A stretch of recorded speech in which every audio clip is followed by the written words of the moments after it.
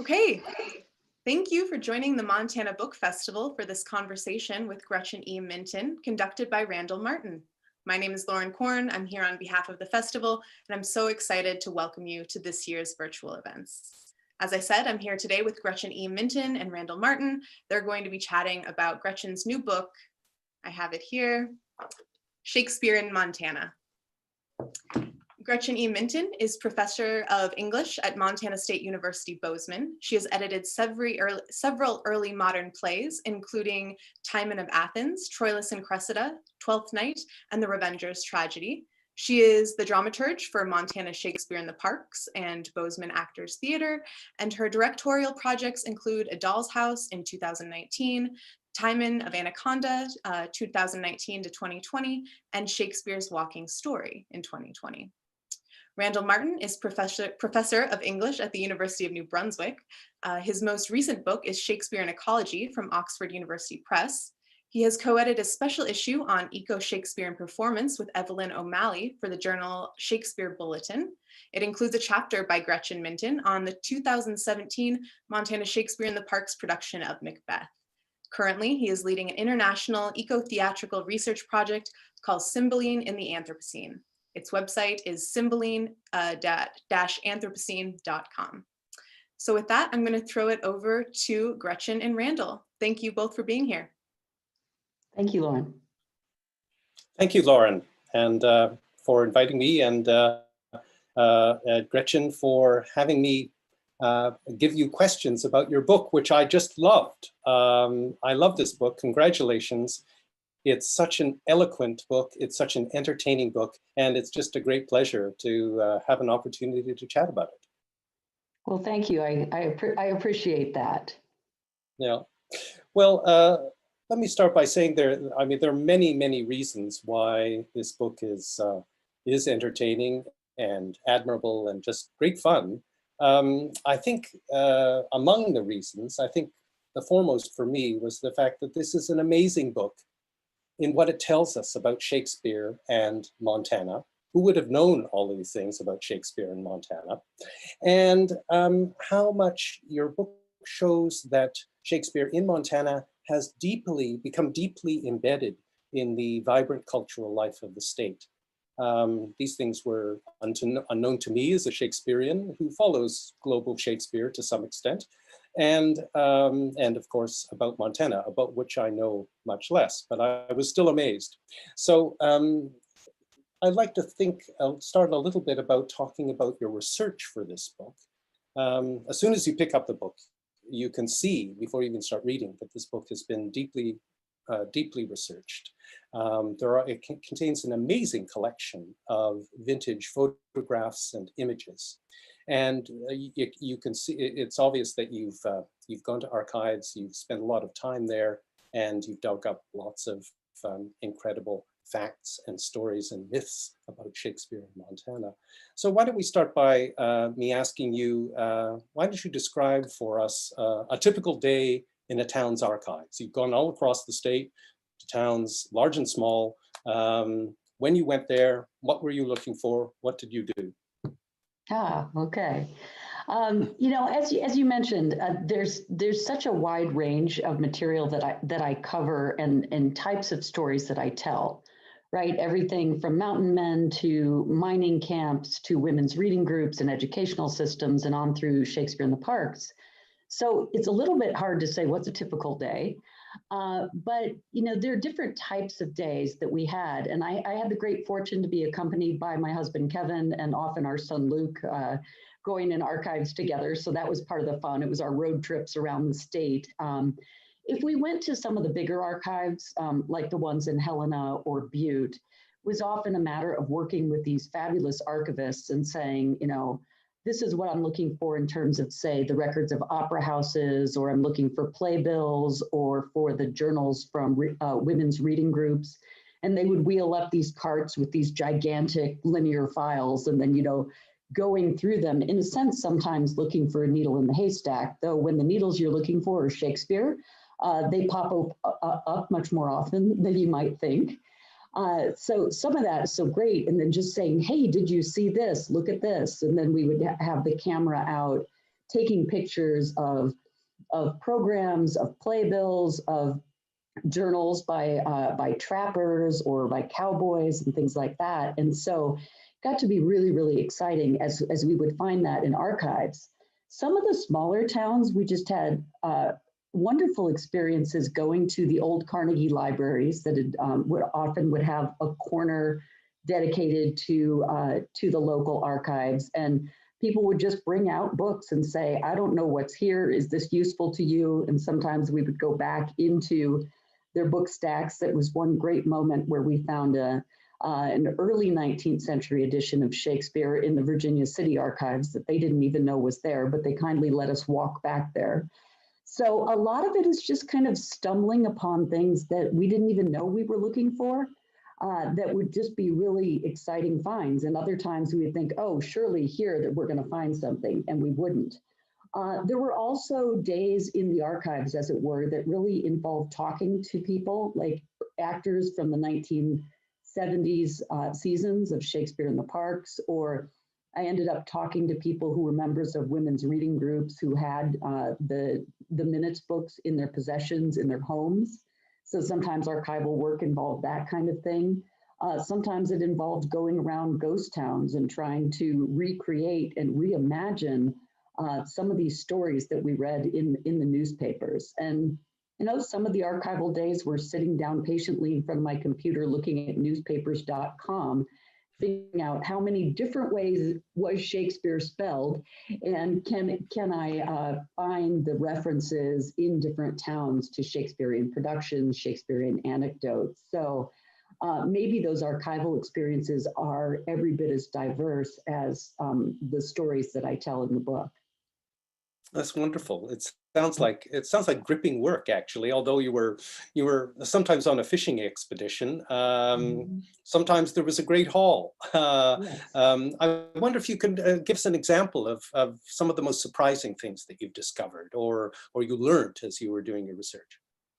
Well, I just felt like I learned so much about Montana. I mean, I moved here in 2006 as a Shakespearean scholar who, thought, oh, I guess my Shakespeare research is going to be something I do either in front of my computer or when I have a chance to go to libraries on the East Coast or in England. And I didn't really imagine that I would be doing research throughout Montana this deeply. And it has been fabulous to learn more about the state, its diverse regions and people and history, and to really immerse myself in Western American history of the 19th and the early 20th century, in particular, things that I had no idea. And I suppose what I feel like I maybe learned the most about is mining camps and mining culture here with the gold rush here in the 1860s, and then leading up to the copper rush more towards the 1890s and the turn of the 20th century. And I felt like understanding the people's travel to Montana and the building of its cities around mineral extraction, and then what did that look like environmentally, but also what did it look like for a cultural life of a town like Virginia City or Butte, that these towns come up overnight. And suddenly there's a church, and then there's a theater, and people want to be entertained. And so learning about the itinerant companies who come through those cities and how hungry people were for that kind of entertainment brought Shakespeare to the stage. And so learning history from that perspective, I think, was a constant revelation to me. And I would never have known this had I not embarked upon this kind of a research project. Yes, and all the more surprising because you were a relative newcomer to the state and presumably didn't know a great deal about it before you came. So this must have been just a revelation, these things, in some ways. Maybe we can flip that around and I can ask you, how has that knowledge changed your idea of Shakespeare?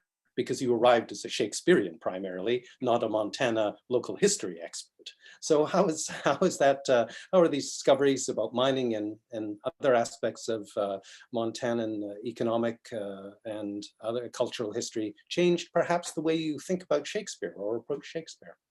Yeah, that's a really interesting question. Like you, I'm interested in global Shakespeare, but I think for me, that always tended to, what sorts of productions were there in India or in various countries in Africa? What did that look like? And to look at my own state's history, what I never cease to be amazed by is how people throughout the decades of Montana's history and all over different corners of the state, from the cities to the most remote rural areas, Shakespeare just seemed to be of interest to everyone, like that endless malleability and adaptability that Shakespeare gives to us all. And I loved seeing the ways in which his stories and his words seem to speak to every person, every situation, every moment in history, every landscape of the state. And that gave me an increased appreciation for Shakespeare's adaptability. But also, I think what it made me understand is very much that it's okay to take Shakespeare, as it were, out of context.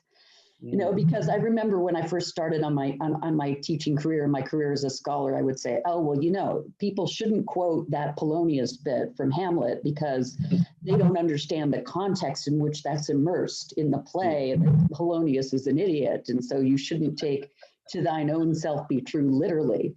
But, people take out of Shakespeare what they want to take out of Shakespeare and adapt it to their own circumstances, very much like they do the Bible. Right. And, the Bible and Shakespeare travel one in each saddlebag, right, in the development of white settlement in Montana. And, learning more about Shakespeare's own time period, people always took Shakespeare out of context. The thing to do was to have a commonplace book and to find a line from a play that you liked and write it down in your own little book so that you could use it later. So taking words and phrases and moments out of context is something that people in the 16th and 17th century didn't have a problem with. And I think the research in Montana in the 19th to the 20th century has really made me a lot more comfortable and excited about the innovations that come with that taking Shakespeare out of context, or recontextualizing it to this state and its history. Yes. Mm-hmm. When you talk about it and put it that way, it reminds me of one of the things that is particularly prominent in your book is your attention to women and how women read and performed Shakespeare and how they used Shakespeare, how the impact on Shakespeare affected the way women thought about their roles in society, how they could find voices in society, their rights in society. I wonder if you could talk a little bit more about how Shakespeare has, directly or indirectly, affected the roles and the way women see themselves in Montanan society. Yeah, absolutely. And when I first started the research on this book, it was the women's clubs from at the turn of the 20th century that kept coming up in my research because they kept such good records. And so throughout various archives, both public and private, there are still all these programs that the yearly course of study that these groups did. There are minutes books, there are ledgers, there are details about the refreshments and who was hosting the meeting at any given moment. And because they took such good records of what they were doing, I was really able to delve into a deep study of that. And one of my first articles on this material was a separate article all about women reading Shakespeare at this time period.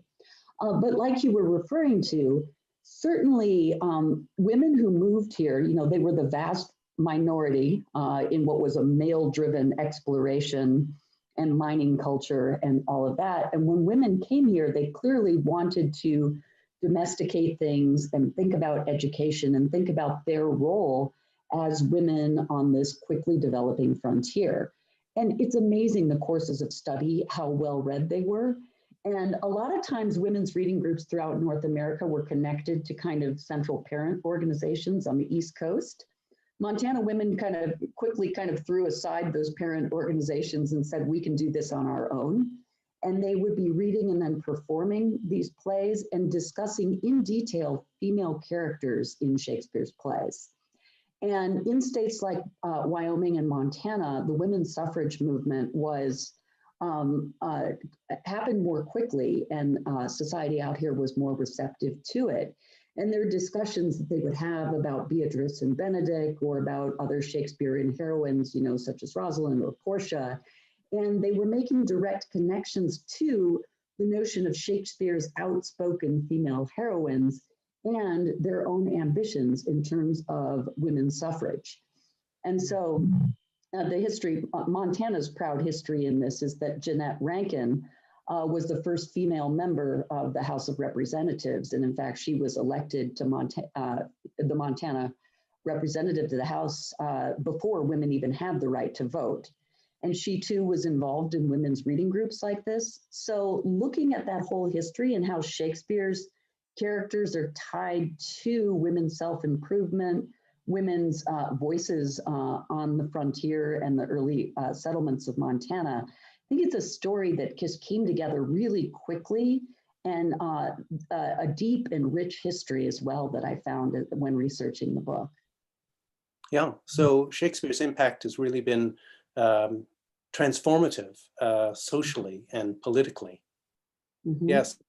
That comes out, that reminds me also of, you also talk about and give quite a bit of attention to marginalized communities as well. I mean, women were marginalized too, especially at the beginning of the state's history, because as you said, it was very much an all-male society. But you also give attention to Jewish actors and performers, African-American actors and performers. How has your focus on those contributions to Montanan society through Shakespeare changed your ideas about the very complex nature of Montanan society? It's very, you mentioned the word diversity. I think that's one of the things that comes out in the book, and all of these amazing discoveries is the diversity of the engagement culturally, politically, socially with Shakespeare. Can you say something about those communities? Yeah, absolutely. And I suppose a preface is to say the obvious, which is that Montana is a very, very big state. That's geographically true, but it's also true in terms of its scope and the types of people who did immigrate here. I mean, if you look at the history of a town like Butte, right, absolutely a polyglot town, and there were dozens of languages being spoken at the mines. So many different types of people came out here. And it was really fun to find evidence of like you mentioned, this Jewish engagement with Shakespeare, in particular through a character like the actor Daniel Bandmann, who was German Jewish and toured the world and eventually decided he wanted to settle down in Montana and become a cattle rancher. And there are these great stories about him throughout newspapers. I mean, people never tired of talking about Daniel Bandmann because he was a very, very colorful character. He played Shylock throughout his life, but he also played many other characters. And when he first came here, part of what he did was go up to some communities that were still German Jewish and deliver Hamlet in German. But then he would go down to Butte and play in the big opera houses as well. There was also a very well-known scholar in Butte named Rabbi Eisenberg, who was quite outspoken in Shakespeare about Shylock, but also about many other characters and what Shakespeare should mean to people as a moralizing force. So uncovering stories like this shows, that it wasn't just one type of settler or one type of actor who came out here. And similarly, as you mentioned, the African-American communities in Montana at the end of the 19th and throughout the 20th century were really thriving, especially in places like Virginia City, Helena, Great Falls, and White Sulphur Springs. So there were African-American women's reading groups who were also engaging with Shakespeare at the same time that they were going to see Booker T. Washington, who came to Butte and probably gave his talk about Julius Caesar, which he often was giving at the beginning of the 20th century. And there were women who would travel around, African-American women teaching elocution. And then there were actors like Jess Lee Brooks from Great Falls, who eventually moved to LA and became quite a well-known stage actor. And so tracing these alternative histories and what I call these marginalized histories, I think is an important part of what we do. And as you mentioned, of course, women were marginalized too. You know, the emphasis right now in productions of Shakespeare is to move towards colorblind casting and gender-blind casting, or perhaps color-informed and gender-informed casting. That's being really aware of our assumptions about how actors are supposed to look when they portray a particular character. And if you look back at the history of Montana, there are hints and strands of this happening very early on in terms of different types of people's engagement with Shakespeare. Yes. You've also you've unearthed all of these different voices and languages from these different communities, different groups that settled in Montana. But of course, there's also a sense of voices and communities that are perhaps underrepresented in Montana. You yourself draw attention to what you call the striking silence of Native American voices in Montana in relationship to Shakespeare. I wonder if you can tell us something a little bit more about what you think about that, about Indigenous peoples and their representation or non-representation in terms of Shakespeare in Montana. Absolutely. I mean, this is my my biggest regret about my research and what ends up being between the covers of my book is that I would like to tell a story of the Indigenous engagement with Shakespeare in Montana, but there's a lot of silence there. I think it's important not to forget that Shakespeare came out here with white settlers. Right? I talked about the Shakespeare in the Bible in the saddlebags, right? And that seems to be literally what happened. I also have a suspicion that he was with Lewis and Clark, though I can't prove that. I mean, he's certainly in their heads, if not in their saddlebags or canoes. But what I cannot find is any sort of reliable story that tells about serious Native American engagement with the Shakespearean play as adapted on stage or with reading, right? There are certain anecdotes about Native American peoples, and they tend to rely on a lot of stereotypes like a Native person who was scared of a killing on stage and a ghost on stage and runs screaming out of the theater, or about Daniel Banman scaring the Native peoples off his land by dressing up in his actor clothes and reciting Shakespeare in several languages. Like stories that don't tell you anything about the Indigenous people, but tell you about the white people. I looked through the records of some boarding schools and tried to figure out if in the educational system there was any attempt to also teach Shakespeare. But from what I've seen, it doesn't look like that was ever part of the boarding school curriculum. Instead, it was determined that the Native people should be taught trades, things like that. So the silence is quite indicative, of course, of Montana history and much of the history of the Western US. There are, I think, more recent hints that we could tell more complex stories or use some of what's happening more recently in order to ask, what does Shakespeare mean, or could Shakespeare mean to some Native communities? One example that comes to mind is at the Northern Cheyenne Reservation, the Lame Deer School for years now has engaged with Shakespeare in the Schools, which is Montana Shakespeare in the Park's fall educational tour. And year after year, those actor educators have come and worked with students and teachers at the Lame Deer School. And they're starting to have now a pretty extensive repository of experiences and these students talking about what Shakespeare means to them, how a certain story might help them speak to their own situations, their own aspirations and their own tragedies. So that adaptability of Shakespeare, I think, is definitely still possible. And I'm encouraged by the ways in which it could be a story that if we've not been able to tell in the past, that we might be able to tell in the future. Yes, so Shakespeare might become some kind of bridge towards reconciliation between between settler culture and Aboriginal or Indigenous culture. Yes, rather than being seen, I think, as many of my experiences in Canada, where Shakespeare is seen very much as white culture and colonial imperial culture that was imposed in a colonial system, and therefore Shakespeare speaks for the white man, and therefore we don't want anything to do with Shakespeare. But on the other hand, there's a lot of directors and actors recently who have flipped that around and used Shakespeare as some kind of reconciliation vehicle. And I hope that perhaps it sounds as if that's beginning to happen a bit in Montana, and I hope that continues. Changing the subject a little bit, but maybe thinking about going back to the your opening remarks about those mountain men that traveled with through Montana with the Bible on one side and Shakespeare on the other side in their saddlebags. When they went through the landscape, of course, they were, as anybody is, as I hope to be someday, amazed by the natural beauty of the state.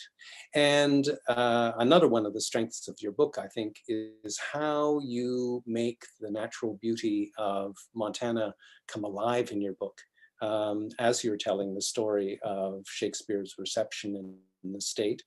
Of course, it's a natural environment that is very, very different, completely different from Shakespeare's land and in the early modern period.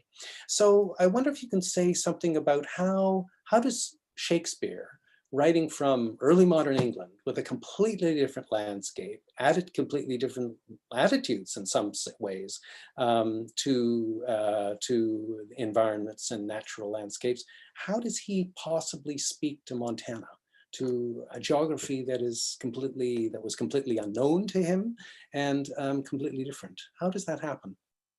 I mean, you're right, of course, that, I mean, when you're Shakespeare writing in the early modern period, you think like most other people do in terms of Britain as an island, right? You know, it's the sceptered isle, it's the precious stone set in the silver sea. It's that it's green, it's lush, it's temperate climate.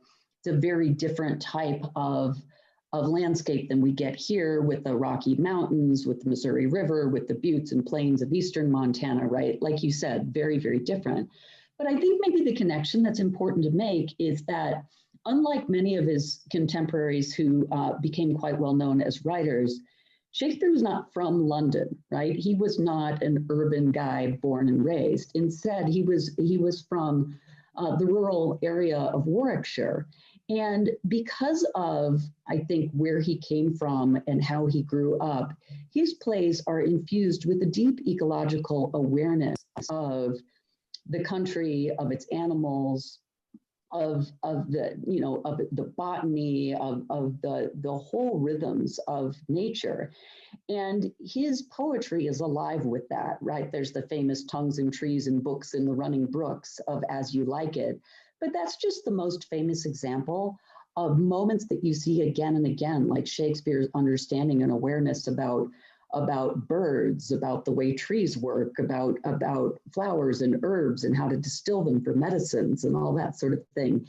There's so much in his language, along with the storylines, that really gives people a sense that nature is alive, right? And so many characters, of course, escape to nature. There's an escape to nature in most of the comedies, and also even in plays in a more dire way, like King Lear.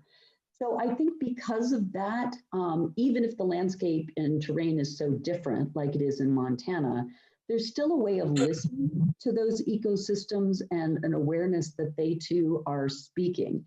And some of the women's reading groups, like this one women's reading group of Dillon, they went on a hike in Sheep Creek Canyon, and they went up and had a picnic, and they spread out the picnic blankets and started having a luncheon and started talking about Shakespeare, right? And so using Shakespeare to listen to the voices of nature, I think, is something that happens really naturally in Montana. And that's what's carried on through Montana Shakespeare in the Parks, where they go to, more than 60 different communities in this state and surrounding states and set up in a town park or, local civic place and say, here's Shakespeare, here's the natural background, here's a tree, here's a butte, here is a park, right? How does Shakespeare sound in this particular environment? And there's one thing that all Montanans can always agree on, it's that our land and our public land and this notion of we have something to do with the natural environment, like that's very strong no matter what side of the political spectrum you're on in Montana. And I think it always has been. And so that's, I believe, another reason that Shakespeare resonates so naturally.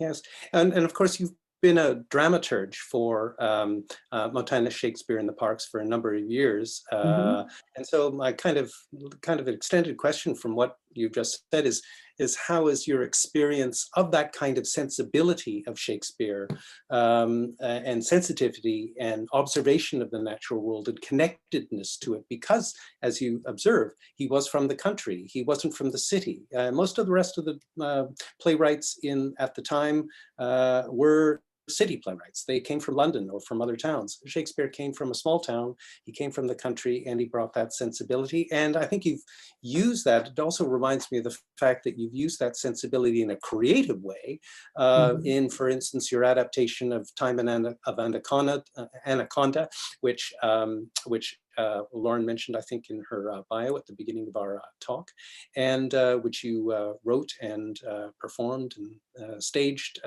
last year. So I wonder if you could say a little bit more about how those experiences as a dramaturge, as a playwright, as a director, has continued to shape your growth as a Shakespearean in Montana and brought those two things together. Yeah, you know, I keep thinking again about the Montana Shakespeare in the Parks tour, and you know, talking to so many actors who have been on that tour. They have a deep understanding of the state because they've been on so many of its roads and to so many of its towns, not just the big ones, but really, really small ones. And having, you know, traveled around to see the plays in some of these various locations, I'm always struck by how a play means something different when it's in a different site, right? This of course should be obvious in a way, but I think sometimes we underestimate the power of what does it mean to be in front of an audience of 1,000 people in Bozeman versus an audience of 50 people in Forsyth? Or, you know, what does it mean to be up on the High Line listening to a coal train go by in Malta versus what does it mean to be under a bunch of willow trees in Charlotte or against this kind of natural backdrop of the buttes at Makoshika State Park? Like how a place sounds and what it looks like based on your, not just the background, but the whole immersion into that audience.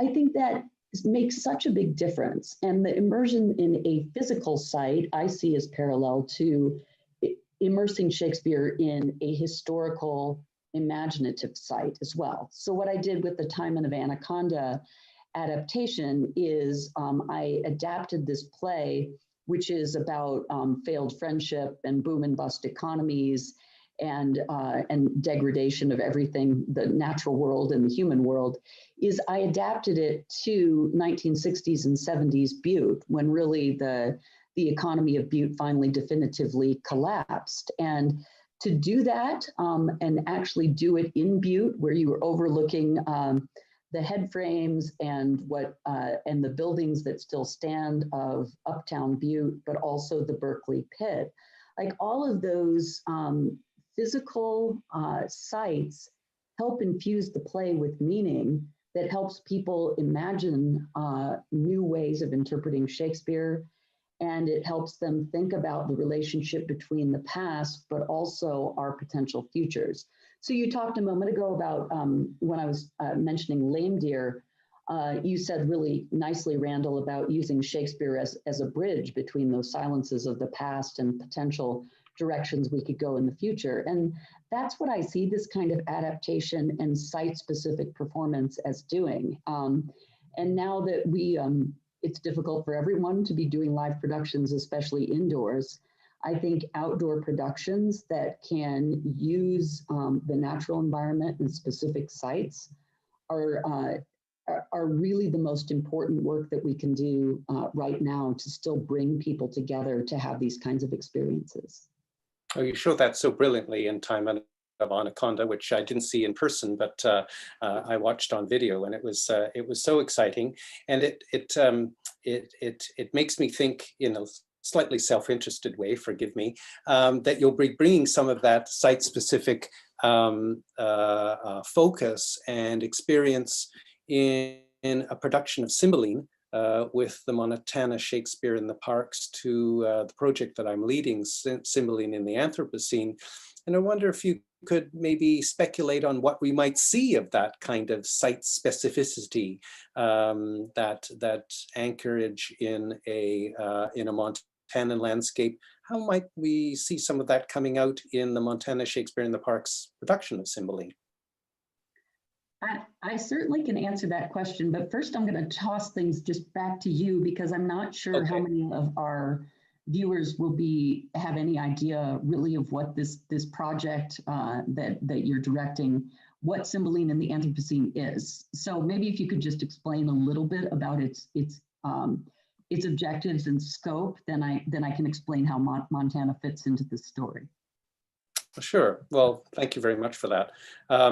Cymbeline in the Anthropocene is a theatrical research project, and what it does is it brings together 8 or 9 productions from around the world on 4 continents, and it asks them to do a locally, environmentally focused production of Cymbeline that grows out of their own culture, their own environments, their own approaches to Shakespeare, and to bring that to a conversation, a wider conversation about our present conditions in the Anthropocene, or the so-called, ironically called, Age of Man, a period in which our planet is now dominated overwhelmingly by human activities, almost entirely for the worse. So basically, Cymbeline in the Anthropocene attempts to offer a kind of ground-up, compact portrait of different environmental impacts of the Anthropocene on different communities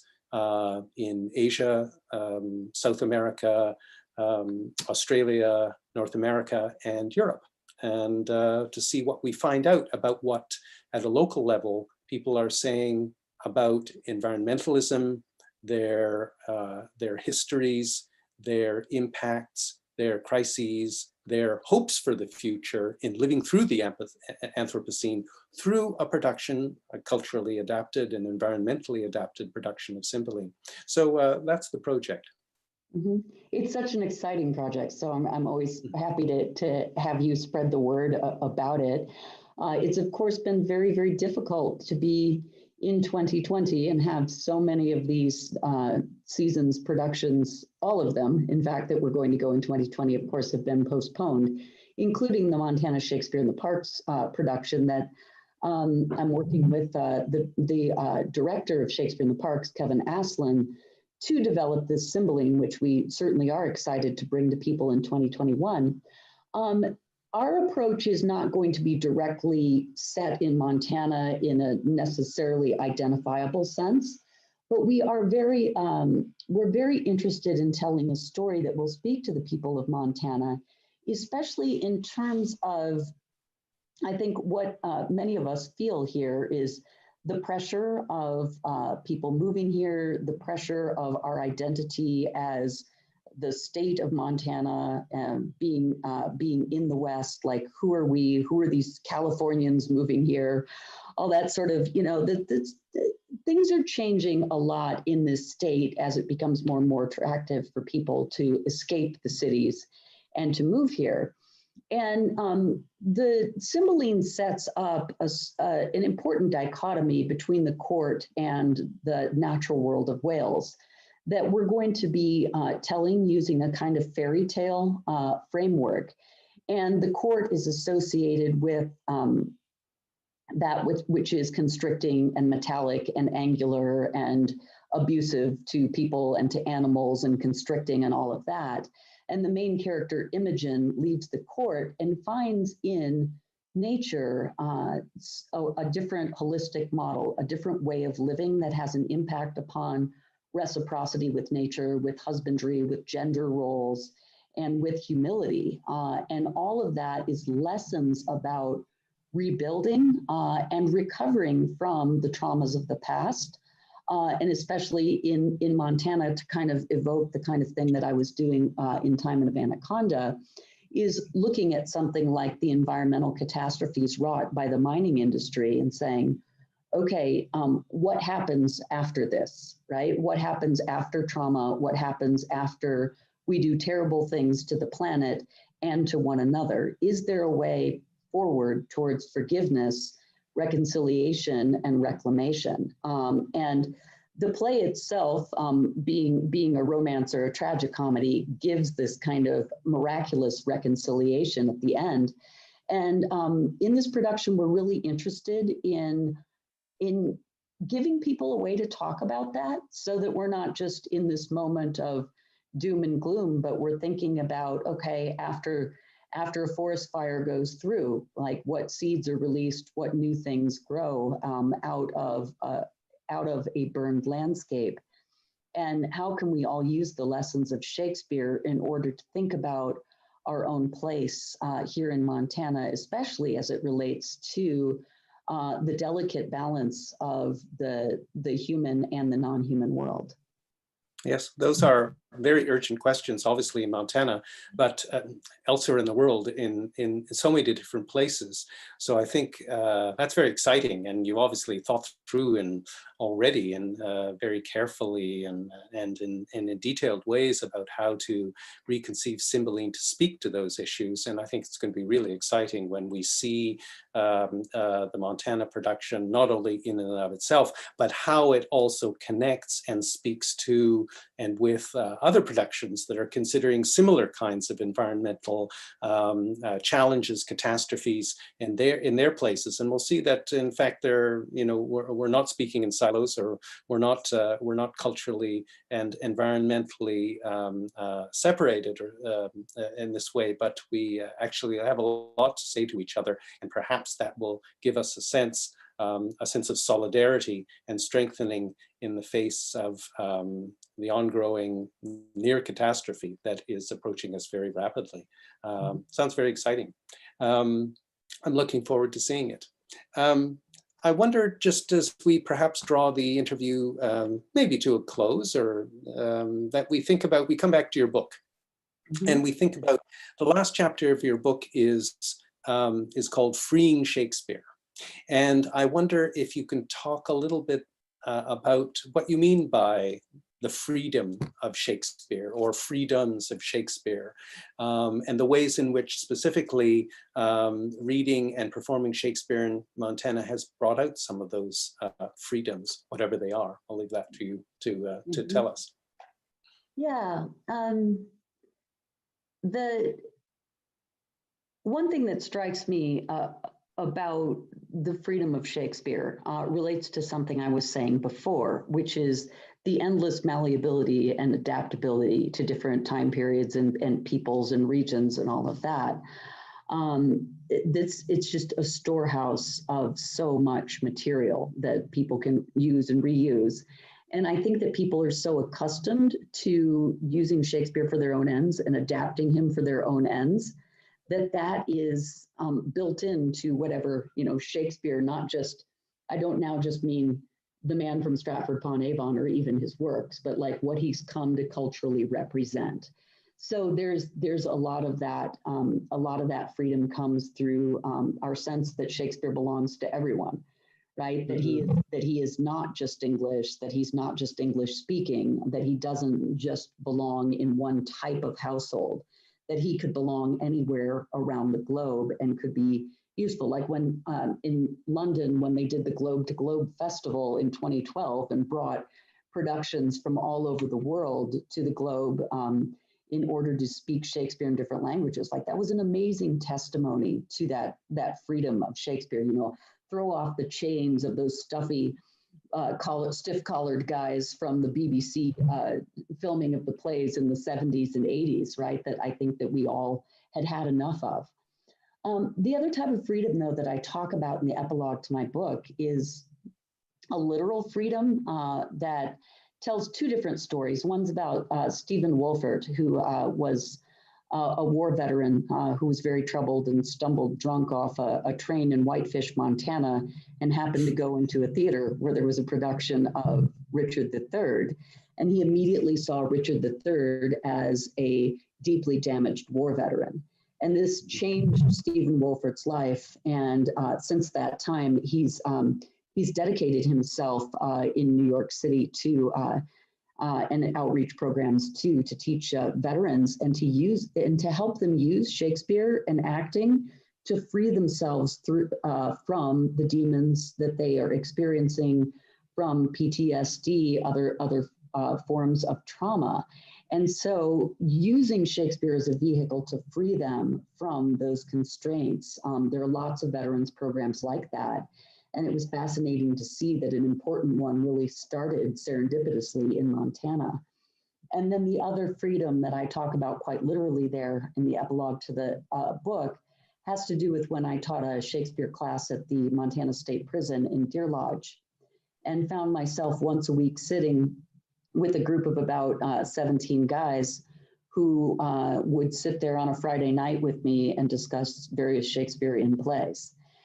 It still remains and probably will always be the most profound teaching experience of my life, because they saw things in Shakespeare and took things out of the text based on their very, very different experiences that I never could have imagined. And to have them find in Shakespeare a sort of portal in and the words to express what they were feeling or what they were thinking, or how they were sometimes reordering their universe away from what they always thought they were or thought they would be. It was incredibly inspiring and incredibly humbling to have had that type of experience. And Shakespeare can be electric in those moments. And I think anyone who is taught Shakespeare and had one of those really good classes where you come out, I'm sure you had these moments too, Randall, where you just come out thinking, wow, it really works. It really speaks to students.